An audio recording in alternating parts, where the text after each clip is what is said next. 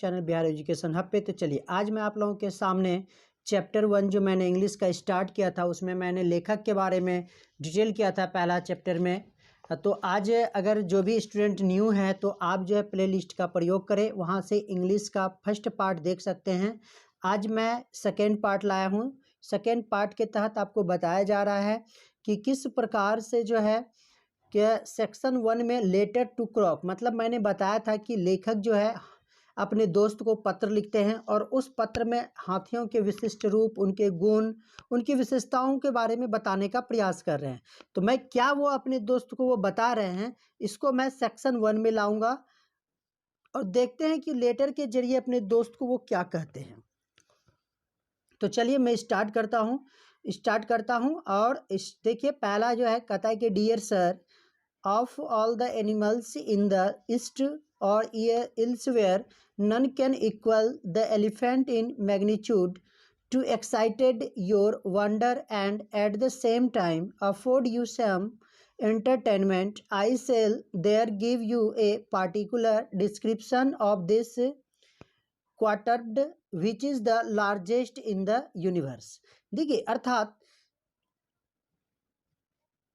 अर्थात इसमें कहा गया है कि पूर्व या अन्य जगहों के सभी जानवरों में से कोई भी हाथी की बराबरी नहीं कर सकता। कहा गया कि जानवरों में कोई भी हाथी की बराबरी नहीं कर सकता है और आपको आश्चर्य होगा या फिर उत्तेजित करने वाली बातें होगी, साथ ही आपको कुछ मनोरंजन प्रदान करने वाली भी बात यहाँ पे आपको बताई जाएगी और इसके विशिष्ट गुणों के बारे में बताया जाएगा। ये कहता है आपको, कहता है क्या, लार्जेस्ट इन द यूनिवर्स, मतलब ब्रह्मांड में ये क्या है, सबसे बड़ा है। यहाँ आप लोगों को देखिए यहाँ पे डिस्क्रिप्शन मैं बता दूंगा किस प्रकार से है। तो यहाँ पे कहता है कि लार्जेस्ट इन द यूनिवर्स। अब देखिए नेक्स्ट हम लोग देखते, कहता है it is from 12 to 15 feet high and 7 broad. Its skin about the belly is so tough that a sword cannot penetrate it. The eyes of it are exceeding small, the ears large, the body around and full, and the back rises to an arc. It is of a darkish color and very much simmed. तो इसका कहना है कि यह जो है कितना होता है, 12 से 15 फीट इसकी क्या होती है, हाइट होती है, यानी कि ऊंचाई की होती है। ये 7 फीट ये चौड़ा होता है। पेट के चारों ओर जो है इसकी त्वचा काफ़ी सख्त होती है, मजबूत होती है, कठोर होती है, ताकि एक तलवार भी इसे भेद नहीं सकती। इसकी चमड़ी जो होती है ना काफ़ी क्या होती है, सख्त होती है। कहता है इसके बाद the eyes of it are exceeding small, मतलब इसकी जो आंखें होती है ना बहुत ही छोटी होती है। और कहता है ईयर्स लार्ज, मतलब कान जो इसके बड़े होते हैं, शरीर गोल होता है, भरा हुआ होता है, कहीं आपको हड्डी नहीं मिलेगा, इसीलिए कहता है body around and full and the back rises and arc, मतलब इसका कहना है ये शरीर भरा हुआ होता है, पीठ ऊपर की तरह उठती हुई दिखाई देती है एक प्रकार से मेहराब के रूप में। आर्क मतलब होता है मेहराब के रूप में। कहता है नेक्स्ट हम लोग देखते हैं it is of A darkish colour. कैसा कलर होता है, डार्क कलर का ये होता है, गहरे रंग का होता है और बहुत ही सिवन दिखाई देता है। इसके जबड़े के प्रत्येक तरफ देखिए, कहता है on each side of its jaw, मतलब जबड़ा की तरफ, within the mouth are 4 teeth और ग्रिंडर्स, मतलब इसका कहना है and two teeth which project outwards in the mail.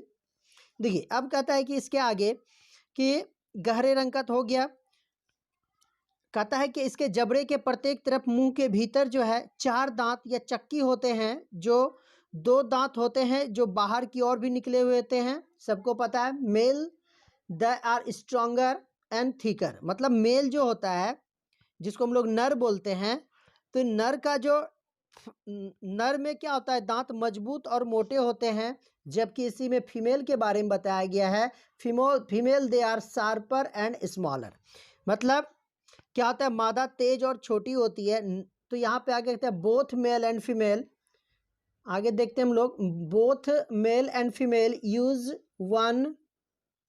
one which is the sharp as a defensive weapon and the other which is the blended to garb up trees and plants for food.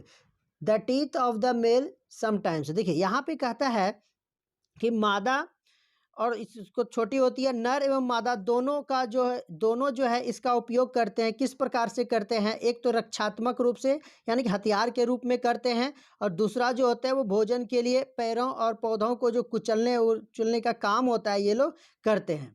ठीक है, the teeth of the male sometimes. अब जो है नर के दांत कभी कभी कैसा होते हैं इसको आगे हम लोग देखते हैं।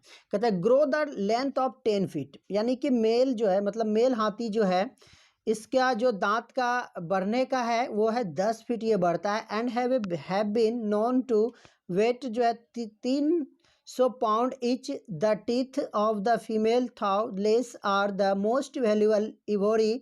दे naturally shed their teeth once in 10 years and the bury them carefully in the earth to prevent, as it is the imaged, their beings found by men।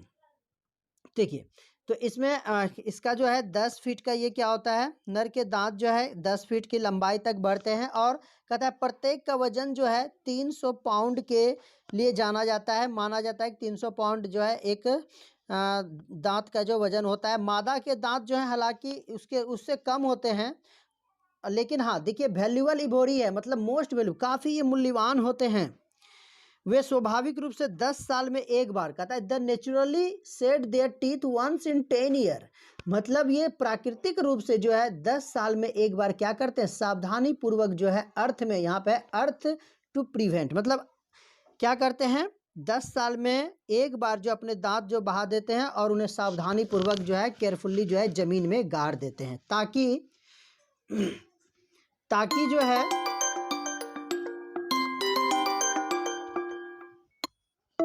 ताकि उनकी कल्पना की जा सके कि वे मनुष्य द्वारा पाए जा सकते हैं। ओके चलिए आगे देखते हैं हम लोग। कहता है the elephant tongue is small but broad.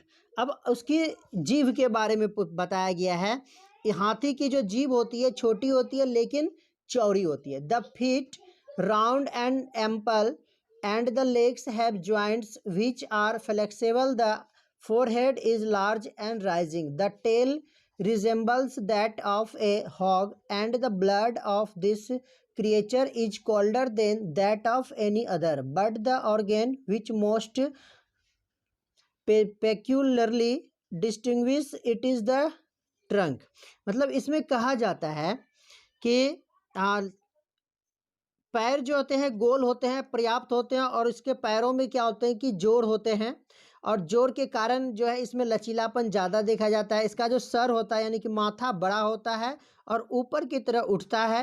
पूँछ एक हॉग जैसा दिखता है, पीछे में पूँछ आप लोग छोटे जैसे देखे होंगे। तो इस प्रणाली का जो है इसका देखिए एक चीज़ और इसमें बताया गया, यह देखिए यहाँ पे लिखा हुआ है ब्लड ही this creature is colder than that of any other. कहता है दूसरे जानवरों से ज़्यादा इसका ब्लड जो होता है मतलब खून जो होता है काफ़ी क्या होता है ठंडा होता है, लेकिन वह अंग जो सबसे विशिष्ट रूप से अलग करती है इसको, but the organ which most peculiarly distinguish it the trunk. मतलब इसका जो अंग जो सबसे विशिष्ट है वो है सूंड। क्या होता है इसका सूंड, आप लोगों ने देखे होंगे कि इसका सूंड सबसे इसको अलग करता है सभी जानवरों से। Singular number is crooked grizzly and the plate about 7 feet. तो 7 फीट का लंबाई का जो है क्या होता है इसका सूंड होता है लगभग में 7 फीट का, और 3 परिविधि वाला जो है धीरे धीरे चरम सीमा तक कम होते जाता है, और जड़ में नाक के पास मार्ग भी होता है। ऊपर से हाथी का सूंड जो है काफ़ी चौड़ा दिखाई देता है, धीरे धीरे नीचे में आके छोटा हो जाता है। अब इसी प्रकार से कहता है 1 into the head, the other to the mouth, through the first it breathes and by the later it receive। तो कहता है क्या, एक सिर में दूसरे मुंह में पहले के माध्यम से यह सांस लेता है और बाद में यह अपने प्रावधान प्राप्त करता है। इसे खिलाने के लिए देखिए हाथ के उद्देश्यों की सेवा करने वाला ट्रंक और इसकी रक्षा के लिए एक हथियार की जरूरत इसको पड़ती है। ओके यह ट्रंक दिया गया है। Surviving the purpose of a hand to feed it and the weapon to defend it, so strong on the powerful animal। कहता है ये जो हाथी है ना काफ़ी पावरफुल होता है, काफ़ी शक्तिशाली एनिमल है ये। That it can lift a prodigious weight and so delicate in the sensation of feeling that. कहता है कि हाथी जो होता है ना, हाथी काफ़ी जो है शक्तिशाली होता है, जिसके कारण ये काफ़ी वजनदार सामान को उठा सकता है, मतलब विलक्षण वजन जो है इसे उठा सकता है। और लेकिन हाँ, भावना भी होती है, इसे फीलिंग भी होती है। और इस फीलिंग यानी कि भावना की संवेदना में इतना नाजुक है कि वह ज़मीन से क्या करता है, सिक्के का सबसे छोटा टुकड़ा भी ले सकता है। यह कहता है, ये कहता है यहाँ पे smallest piece of coin from the ground, मतलब ये नीचे से क्या करता है, सबसे छोटा टुकड़ा, सिक्का का जो सबसे छोटा टुकड़ा होता है ये ले सकता है। कहता है it delights much in water and will swing a great way.